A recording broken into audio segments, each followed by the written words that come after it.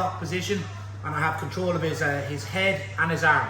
So what I need to do is I need to bring this elbow inside his shoulder. So if you just slide this elbow in to eventually put his shoulder on the mat and break him down. All right, so knowing that, I'm going to take a gable grip, and I'm just going to, like say, use the blade of my bottom hand to bring his elbow inside the shoulder. Once this happens, I drop my shoulder on the side of my head to the mat and my hip to the mat here, and then I roll through to my right side. All right, I'm going to start to walk to Jordan.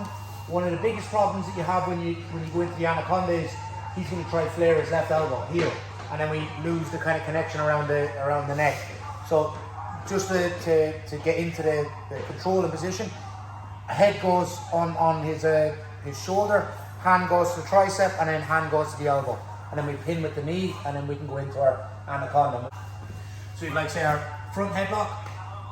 You can see that I'm keeping weight with my shoulder on his spine, just because I'm coaching, my knee is on the mat to give Jordan's neck a bit of a break, but in real life it would be here.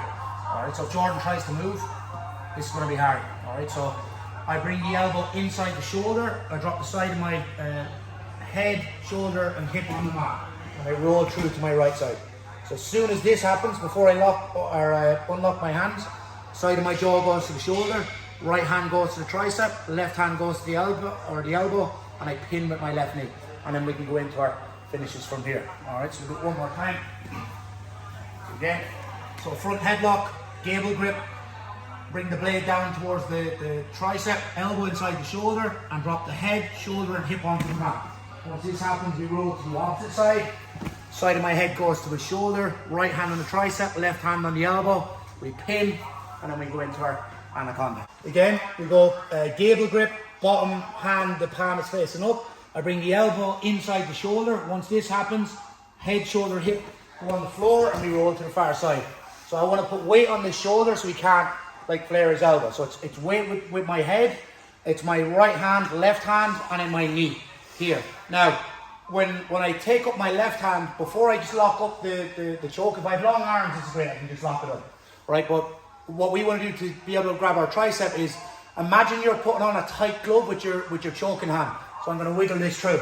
See the way I wiggle it through? Now I have good connection with my right bicep on his left artery.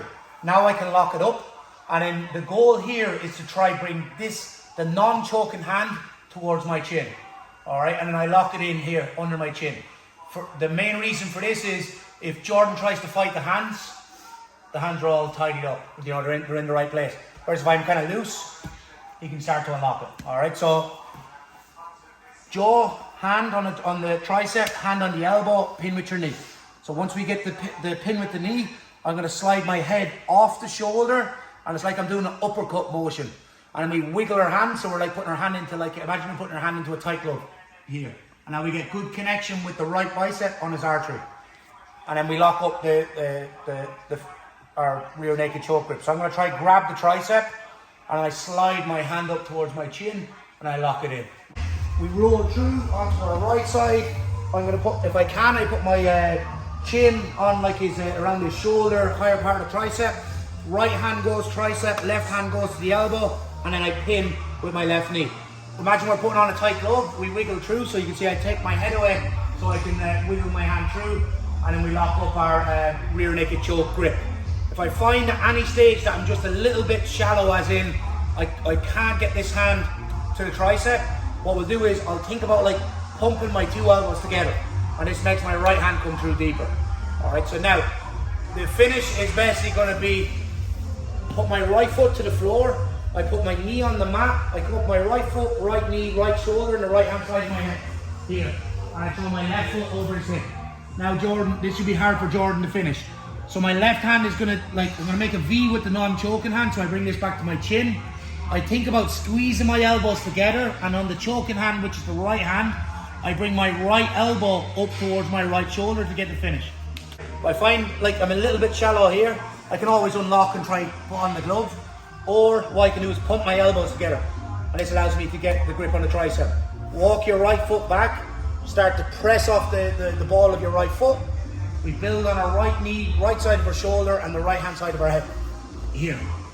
So I'll do the whole lot, just the whole way through, so it looks like this.